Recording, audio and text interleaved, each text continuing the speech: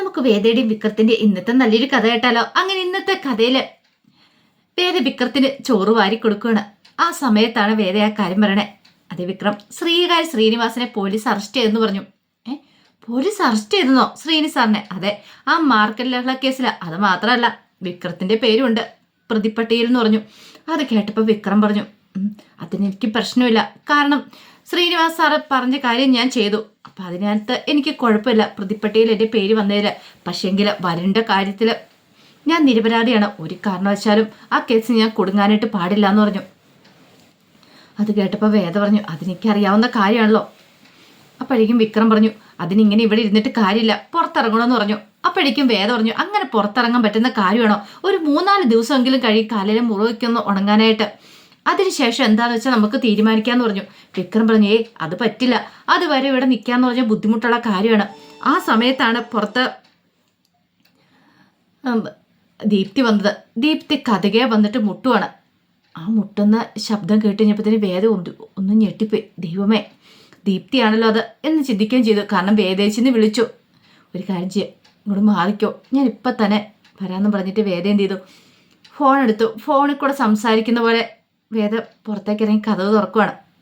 ആ സമയം ദീപ്തി ചോദിച്ചു, അല്ല വേദേച്ചി ആരോടോ സംസാരിക്കുന്ന പോലെ തോന്നിയില്ലോ എന്ന് പറഞ്ഞു. കണ്ടില്ലേ, ഞാൻ ഫോണിൽ കൂടെ സംസാരിച്ചാന്ന് പറഞ്ഞു. ദീപ്തി ഒരു നിമിഷം ഇങ്ങനെ ഒന്ന് ആലോചിച്ച് നിന്നു. ശരിയായിരിക്കും, ചിലപ്പോൾ തനിക്ക് വേറെ ആരെങ്കിലും മുറിയിലുണ്ടെന്ന് തോന്നലായിരിക്കും എന്ന് കരുതിയിട്ട് ദീപ്തി പിന്നെ ഒന്നും മിണ്ടാതെ അങ്ങോട്ടേക്ക് പോവുകയും ചെയ്തു. അങ്ങനെ കഥ കടച്ച് അകത്ത് കയറി കഴിഞ്ഞപ്പോഴത്തേനും വിക്രം കൊടുന്നു. വിക്രത്തിന് വീണ്ടും ചോറ് വാരി കൊടുത്തിട്ട് വേദ പറഞ്ഞു, പേടിക്കൊന്നും വേണ്ട, തലക്കാലത്തേക്ക് രക്ഷപ്പെട്ടു. ഇനി ഒരു കാര്യമുണ്ട്, പകൽ സമയത്ത് ഞാൻ പുറത്തു പോകുന്ന സമയത്തെ വിക്രം എവിടെ ഒളിച്ചിരിക്കണ്ടേന്ന് ഞാൻ പറയാം. ആരും വന്ന് അവിടെ നോക്കാനൊന്നും പോകുന്നില്ല. വിക്രം ധൈര്യമായിട്ടിരിക്കുക എന്നൊക്കെ പറഞ്ഞിട്ട് വിക്രത്തെ ആശ്വസിപ്പിക്കുകയാണ്. ഇതേ സമയത്ത് മാഷും കമലയും കൂടെ ക്ഷേത്രത്തിലേക്ക് പോവാണ്. അങ്ങനെ അവിടെ ചെന്ന് കഴിഞ്ഞപ്പോഴത്തേനും കമല മാഷിനോട് പറഞ്ഞു, അല്ല മാഷെന്താ എവിടെ നിൽക്കണേ, അങ്ങോട്ടേക്ക് കയറി വരുന്നില്ല എന്ന് ചോദിച്ചു. ഓ, നീ പൊക്കിയോ കമല, ഞാൻ വരുന്നില്ല എന്ന് പറഞ്ഞു. അതെന്താ മാഷ അങ്ങനെ പറഞ്ഞേ? എന്തിനാ കമല എപ്പോഴും അങ്ങോട്ടേക്ക് വരുന്നേ? അതുകൊണ്ട് വലിയ പ്രയോജനമുണ്ടോ? ഇത്രയും കാലം മനോരി നീ പ്രാർത്ഥിച്ചിട്ട് ഇപ്പം സംഭവിച്ച എന്താ? എന്നാലും മാഷേ, കുറെ ഞാൻ വന്ന് പ്രാർത്ഥിച്ചിട്ടുണ്ട്. അതിനാദ്യമൊക്കെ ഫലം ഉണ്ടാവട്ടെ, എന്നിട്ട് മതി ഇനി എനിക്ക് ആ സഹകരണ ബാങ്കിലൊന്ന് കയറണം. നീ പോയി തൊഴുതിട്ട് വാ, അപ്പോഴേക്കും ഞാൻ ബാങ്കിൻ്റെ അവിടെ കയറിയിട്ട് അവിടെ നിൽക്കാമെന്ന് പറഞ്ഞു. അങ്ങനെ കമല ക്ഷേത്രത്തിലേക്ക് പ്രാർത്ഥിക്കാനായിട്ട് കയറിപ്പോയി. കുറച്ച് സമയം കഴിഞ്ഞ് കഴിഞ്ഞപ്പോഴത്തേനും പോലീസുകാർ സിഐയും കൂട്ടരും കൂടെ വഴിയിൽ വരുന്ന വാഹനങ്ങളൊക്കെ തടഞ്ഞു നിർത്തി ചോദ്യം ചെയ്യുകയും അന്വേഷണം നടത്തുകയൊക്കെ ചെയ്യുകയാണ്. ഇനിയിപ്പോൾ വിക്രത്തിനെ എങ്ങാനും കണ്ടു കിട്ടുമോ എന്നൊരു ചിന്ത അവരുടെ മനസ്സിലുണ്ടായിരുന്നു. ആ സമയത്താണ് കമല ക്ഷേത്രത്തിൽ നിന്ന് ഇറങ്ങി വരുന്നത്. അങ്ങനെ കമല സഹകരണ ബാങ്കിൻ്റെ അങ്ങോട്ടേക്ക് നടക്കുന്ന സമയത്താണ് സിഐ കാണുന്നത്. പെട്ടെന്ന് സിഐ കമലയുടെ അടുത്തേക്ക് വന്നു. എന്നിട്ട് ചോദിച്ചു, എന്തിയെ നിങ്ങളുടെ മകൻ എന്തിയെന്നൊക്കെ ചോദിക്കുകയാണ്. അത് കേട്ടപ്പം കമല പറഞ്ഞു, സാറേ, അവനെ വലിയ ക്രിമിനൽ കുറ്റം ചെയ്ത് വീണ്ടും അവന് ഓരോരോ തെറ്റുകൾ ചെയ്തുകൊണ്ടിരിക്കുക. അങ്ങനെ പുറത്ത് വിരസി നടക്കാന്ന് അവൻ വിചാരിക്കുന്നുണ്ടായിരിക്കും, വെറുതെയാ. അവൻ അങ്ങനെ പുറത്ത് അധികം നാളെ വിലസി നടക്കാൻ പറ്റില്ല എന്ന് പറഞ്ഞു. അത് കേട്ടിരുമ്പോൾ കമല പറഞ്ഞു, സാറേ, എൻ്റെ മോനൊരു തെറ്റും ചെയ്തിട്ടില്ല എന്ന് പറഞ്ഞു. ചെയ്തിട്ടില്ലേ? അവനിപ്പോൾ ചെയ്ത എന്താണെന്ന് അറിയാമോ നിനക്ക്? എന്ത് തെറ്റ് ചെയ്തെന്ന്? ആ SI സാബൂരി ഇടിച്ച് ഇഞ്ചപ്പരുവാക്കി ഇട്ടു അവന്. അപ്പം അവനെ കൈ കിട്ടിയാൽ ഞങ്ങൾ വെറുതെ വിടുമെന്ന് കരുതുന്നുണ്ടോ? ഒരിക്കലും ഇല്ല, സത്യം പറ. അവനെ എവിടെയാ നിങ്ങൾ ഒളിപ്പിച്ചു വെച്ചിരിക്കണമെന്ന് ചോദിച്ചു. അത് കേട്ടപ്പോൾ കമല പറഞ്ഞു, സാറേ, ഞാൻ പറഞ്ഞല്ലോ, എനിക്കറിയില്ല അവൻ എവിടെയാന്ന്. പിന്നെ എൻ്റെ മോൻ അങ്ങനെ ഒരു തെറ്റും ചെയ്തിട്ടില്ല എന്ന് പറഞ്ഞു. തെറ്റേ ചെയ്തിട്ടില്ല എന്ന് നിങ്ങൾ പറയുന്നു, പക്ഷെ നിങ്ങളുടെ മോനെക്കുറിച്ച് ഒക്കെ വ്യക്തമായിട്ടറിയാം. അവനെ കൈ കിട്ടിയില്ലെങ്കിലുണ്ടല്ലോ, നിങ്ങളെ ഞങ്ങൾ ശരിയാക്കുമെന്ന് പറഞ്ഞു. മര്യാദയ്ക്ക് പറയുന്നത് നല്ലത്. അപ്പോഴേക്കും കമല കരയുവാണ്. അതെ, ഇവിടെ ഒന്ന് പൂങ്കണ്ണീര് ഒഴുക്കാതെ കാര്യം എന്താ വെച്ചാൽ പറ എന്ന് പറഞ്ഞ് CI വീണ്ടും ചോദ്യം ചെയ്തുകൊണ്ടിരിക്കുക.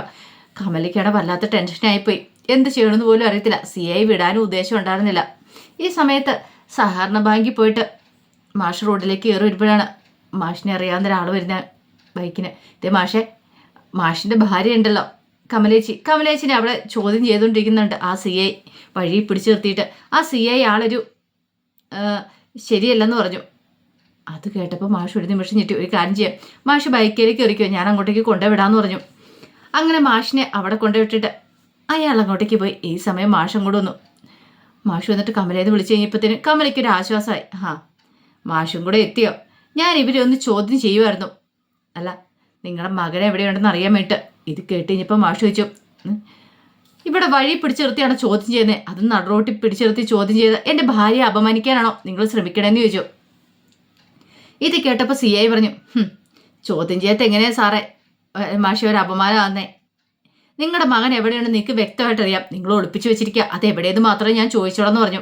അത് കേട്ടപ്പം മാഷ് പറഞ്ഞു, ഞങ്ങൾക്ക് അറിയത്തില്ലാത്ത കാര്യത്തെക്കുറിച്ച് ഞങ്ങൾക്ക് എങ്ങനെ പറയാൻ പറ്റും? പിന്നെ ഈ വഴിയെ പിടിച്ചെടുത്ത് ചോദ്യം ചെയ്യുന്നുള്ള അത്ര ശരിയായിട്ടുള്ള കാര്യമല്ല. അല്ല, ചോദ്യം ചെയ്യുമ്പോൾ പാലിക്കേണ്ട ചില മര്യാദകളൊക്കെ ഇല്ലേ, അത് നിങ്ങൾക്ക് അറിയില്ലെന്ന് ചോദിച്ചു. നിങ്ങളൊരു പോലീസ് ഉദ്യോഗസ്ഥനല്ലേ? സ്ത്രീകളെ ചോദ്യം ചെയ്യുമ്പോൾ വനിതാ പോലീസ് കൂടെ ഉണ്ടാകുമെന്ന് അറിയത്തില്ലേ? പേരിന് ഒരാളെങ്കിലും ഉണ്ടോ ഇവിടെയെന്ന് ചോദിച്ചു. അത് കേട്ടപ്പോൾ അയാളൊന്ന് പതറി. അപ്പോഴേക്കും മാഷ് പറഞ്ഞു, അതെ, എന്തു ആവാം എന്നുള്ള ചിന്തയുണ്ടെങ്കിൽ അതങ്ങോട്ട് മനസ്സിൽ വെച്ചാൽ മതി നിങ്ങൾ. പിന്നെ എൻ്റെ മകനെക്കുറിച്ച് നിങ്ങൾക്ക് അങ്ങനെ ഒരു കംപ്ലൈൻറ്റ് ഉണ്ടെങ്കിൽ, അല്ലെങ്കിൽ ഈ പറയുന്ന SI സാബുവിനെ തല്ലിച്ചതച്ച് നിങ്ങൾ അന്ന് നിങ്ങൾക്ക് ഉറപ്പുണ്ടെങ്കിൽ നിങ്ങൾ അത് തെളിയിക്കുക.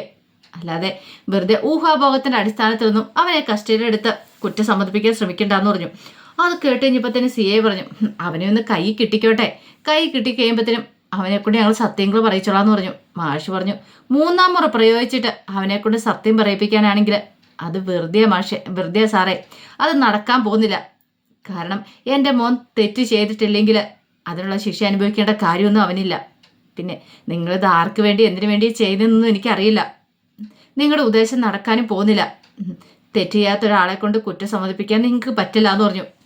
ഇത്രയും കാലം ഞാൻ വെറുതെ ഇരുന്നു. നിങ്ങൾക്ക് തോന്നുന്നുണ്ടായിരിക്കും ഞാൻ വെറും ഒരു ഉണ്ണാക്കം മാഷാന്ന്. പക്ഷെ അങ്ങനെയല്ല. അതിനും അപ്പുറത്തേക്ക് ഞാൻ പോകുന്ന നിങ്ങളെ കാണിച്ചു തരാം. പിന്നെ ഈ വഴിയിൽ തടഞ്ഞു നിർത്തി ഈ ചോദ്യം ചെയ്യത്തും കാര്യങ്ങളൊക്കെ ഉണ്ടല്ലോ, അത് നിങ്ങൾക്ക് ദോഷം ചെയ്യത്തുള്ളൂ. ഇനി ഇത് ആവർത്തിക്കാൻ ഭാവമെങ്കിൽ എനിക്ക് നിങ്ങൾക്കെതിരെ കംപ്ലൈൻറ്റ് കൊടുക്കേണ്ടതായിട്ട് വരും. പിന്നെ സാറിൻ്റെ തലയിൽ ഈ തുപ്പി കാണത്തില്ല, അറിയാവുന്ന ചോദിച്ചു. പിന്നെ വിക്രത്തിനെതിരെ ഈ പറയുന്ന SI സാബു മൊഴി തന്നിട്ടൊന്നും ഇല്ലല്ലോ.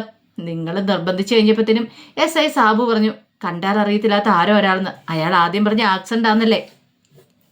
ഇതുപോലും ഇല്ലാതെയാണോ നിങ്ങൾ കുറ്റം വിക്രത്തിന് തല ആരോപിക്കുന്നത്? നാളമുണ്ടോ സാറേ?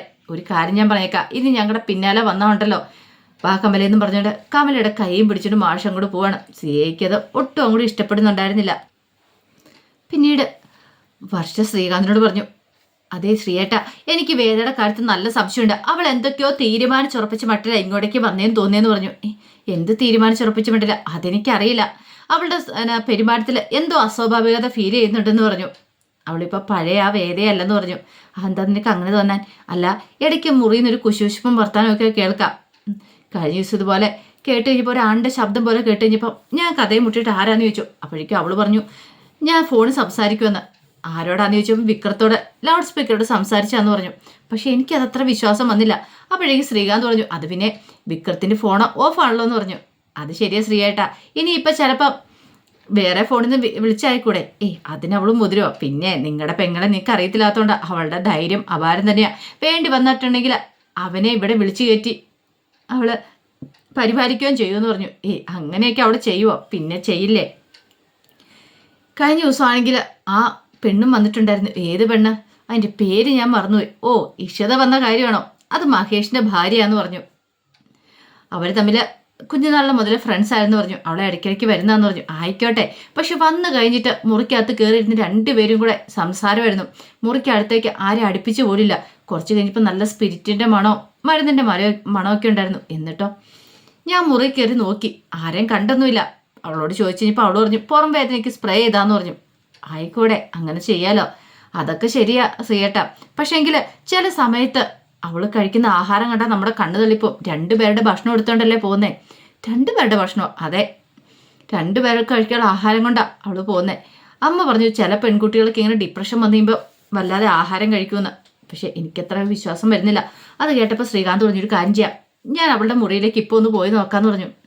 അത് വേണോ ശ്രീയേട്ടാ? ഇനി അവൾ മുറിക്കകത്ത് വല്ല ചാത്ത സേവ നടത്തുന്നുണ്ടോ എന്ന് അറിയില്ല. അങ്ങനെ നടത്തുമോ? പിന്നെ അല്ലാതെ പറയാൻ പറ്റില്ല എൻ്റെ ശ്രീയേട്ട. കാലമില്ല, കാലമാണ്, സൂക്ഷിച്ചും കണ്ടുമൊക്കെ വേണം പോകാനെന്ന് പറഞ്ഞു. അതൊക്കെ ഞാൻ നോക്കിക്കോളാം എന്ന് ശ്രീകാന്ത് പറഞ്ഞിട്ട് ശ്രീകാന്ത് അങ്ങോട്ട് പോവുകയാണ്. ഇതേ സമയത്ത് വേദ വിക്രത്തിൻ്റെ കാലിലെ മുറിവൊക്കെ ഡ്രസ്സ് ചെയ്യുമായിരുന്നു. അപ്പോഴാണ് കഥയെ മുട്ട് കേട്ടത്. പെട്ടെന്ന് വേദ ഞെട്ടിപ്പോയി. വിക്രത്തോട് പറഞ്ഞു, വിക്രം ഒരു കാര്യം ചെയ്യുക, അങ്ങോട്ടേക്ക് മാറിക്കോളാൻ പറഞ്ഞു. അങ്ങനെ വിക്രത്തെ പുറത്ത് ആ സ്റ്റോർ റൂമിലേക്ക് കൊണ്ട് ആക്കാൻ തുടങ്ങുന്ന സമയത്താണ് താഴെ നിന്നിട്ട് പത്മ ചെടി നനയ്ക്കുന്നുണ്ട്. ദൈവമേ അത് അപകടമാണല്ലോ എന്ന് വിചാരിച്ചിട്ട് എന്ത് ചെയ്തു, വേണ്ടാന്ന് വെച്ചു. പിന്നീട് വിക്രത്തെ അകത്തേക്ക് ഇരിക്കണമെന്നിട്ട് പറഞ്ഞു, ഒരു കാര്യം ഈ കട്ടിലിനടിയിൽ കയറി ഒളിച്ചിരുന്നോളാൻ പറയുകയാണ്. ആ സമയത്ത് ശ്രീകാന്ത് വീണ്ടും മുട്ടിയിട്ട് ചോദിച്ചു, വേദ നീ അവിടെ എന്തെടുക്കുക, നീ എന്താ തുറക്കാത്തേന്ന് ചോദിച്ചു. വേദ പിന്നീട് ഒന്നും അറിയത്തില്ലാത്ത മട്ടിപ്പോയി കഥവ് തുറക്കുകയാണ്. കഥവ് തുറന്നിട്ട് കഥ അങ്ങ് ചാരിയിട്ടു. ഈ സമയത്ത് ശ്രീകാന്ത് ഭയങ്കര ദേഷ്യത്തോട് ചോദിച്ചു, നീ അവിടെ എന്തെടുക്കുമായിരുന്നു ചോദിച്ചു. അത് ശ്രീയേട്ടൻ എന്തിനാ അറിയണ്ടേ, ശ്രീയേട്ടൻ എൻ്റെ ആവശ്യം എന്താന്ന് ചോദിച്ചു. എൻ്റെ മുറി ഞാൻ എന്തെടുക്കുമെന്ന് ശ്രീയേട്ടൻ അറിയേണ്ട കാര്യമുണ്ടോ എന്ന് ചോദിച്ചു. അല്ല നീ എപ്പോഴും കഥ കടച്ചിട്ടിരുന്ന അതിനകത്ത് എന്തെടുക്കുമെന്ന് ചോദിച്ചു. ഞാൻ പറഞ്ഞല്ലോ അത് ശ്രീയേട്ടനെ ബോധിപ്പിക്കേണ്ട കാര്യമൊന്നും എനിക്കില്ല എന്ന് പറഞ്ഞു. ഇച്ചിരി ഒച്ചത്തിലാണ് വേദ പറയണേ. ഈ സമയത്ത് ശങ്കരനാരായണൻ താഴെ ഇരിക്കുന്നുണ്ടായിരുന്നു. ശങ്കരനാരായണൻ ഇത് കേട്ടു. ഒച്ചപ്പാടും വേളം. ശങ്കരനാരായണൻ പതുക്കെ സ്റ്റെയർ കേസ് കയറി വരുവാണ്. ഈ സമയത്ത് ശ്രീകാന്ത് പറഞ്ഞു, ദേ നീ കൂടുതൽ കളിക്കണ്ട കേട്ടോ, നീ എന്ത് ചെയ്യുമെന്ന് എനിക്കറിയാന്ന് പറഞ്ഞു. ഇത് കേട്ടപ്പോൾ വേദ പറഞ്ഞു, നിനക്ക് നാണമുണ്ടോ? അപ്പോഴേക്കും ശ്രീകാന്ത് പറഞ്ഞു, നീ ഇങ്ങോട്ട് മാറ്, എനിക്ക് കുറച്ച് കാര്യങ്ങൾ സംസാരിക്കേണ്ട, അത് മുറി കയറി സംസാരിക്കാനുള്ളതെന്ന് പറഞ്ഞു. വേദ പറഞ്ഞു, എനിക്കിപ്പം നിങ്ങളുമായിട്ട് കൂടുതലൊന്നും സംസാരിക്കാനില്ല, മുറി കയറി ഇരുന്ന് സംസാരിക്കേണ്ട കാര്യങ്ങളും ഇല്ല. പിന്നെ ഒരു കാര്യം, നിങ്ങളും നിങ്ങളുടെ അമ്മായച്ചനും കൂടെ ചേർന്നിട്ട് കുറേ വേലത്തരങ്ങൾ ഒപ്പിച്ചു, ഇനി അതൊന്നും എൻ്റെ അടുത്ത് വേണ്ടാന്ന് പറഞ്ഞു. എടി അപ്പോഴേക്കും വേദ പറഞ്ഞു, നിങ്ങൾക്ക് മുറി കയറണമല്ലേ, എൻ്റെ മുറി അത്, പിന്നെ നിന്നെ കെട്ടിച്ചു വിട്ടല്ലേ, പിന്നെന്താ നിനക്ക്? ഓ കെട്ടിച്ചു വിട്ടെന്ന് കരുതി എല്ലാം സ്വന്തമാക്കാന്ന് കരുതിയില്ലേ? ഇനി ഈ വേദ പിന്മാറാൻ പോകുന്നില്ല. ഈ മുറിയും പിന്നെ മുത്തശ്ശൻ എൻ്റെ പേരിലേക്ക് എഴുത്തുന്ന ഫാക്ടറി കാര്യങ്ങളൊക്കെ എൻ്റെ തന്നെയാന്ന് പറഞ്ഞു. ഇനി ഞാൻ വിട്ടുതരാൻ ഉദ്ദേശിച്ചിട്ടില്ല എന്ന് പറഞ്ഞു. അപ്പോഴേക്കും ശ്രീകാന്തിന് ദേഷ്യമായി. ശ്രീകാന്ത് വേദ തല്ലാനായിട്ട് കൈ വാങ്ങിക്കൊണ്ട് വരുവാണ്. വേദ പറഞ്ഞു, തൊട്ട് പോയേക്കരുത്, തൊട്ട് പോയിട്ടുണ്ടെ വിവരം അറിയും ഈ വേദ ആരാന്ന്, നിങ്ങൾ എന്താ വിചാരിച്ചുകൊണ്ടിരിക്കണേന്ന് പറഞ്ഞു. അപ്പോഴേക്കും ശങ്കരനാരായണൻ വന്ന് ശ്രീകാന്തിനെ വിളിക്കുകയാണ്. ശ്രീകാന്ത് നീ ഇതെന്താ കാണിക്കണം ചോദിച്ചുകൊണ്ട് കൈ വാങ്ങിക്കൊണ്ട് നിൽക്കുമല്ലേ. പിന്നീട് വേദനിച്ച് എന്താ വേദ കാര്യം എന്താന്ന് ചോദിച്ചു. സംശയരോഗം, ഞാൻ മുറിക്കകത്ത് കഥ അടച്ചിട്ട് എന്തെടുക്കാന്നറിയണം, ഞാൻ ആരോടൊക്കെ സംസാരിക്കുന്നുണ്ടെന്ന് അറിയണം, നാണമുണ്ടോ ഇങ്ങർക്ക്? ഇത് കേട്ടപ്പോൾ ശ്രീകാന്ത് ഒന്നും മിണ്ടാ നിൽക്കുകയാണ്.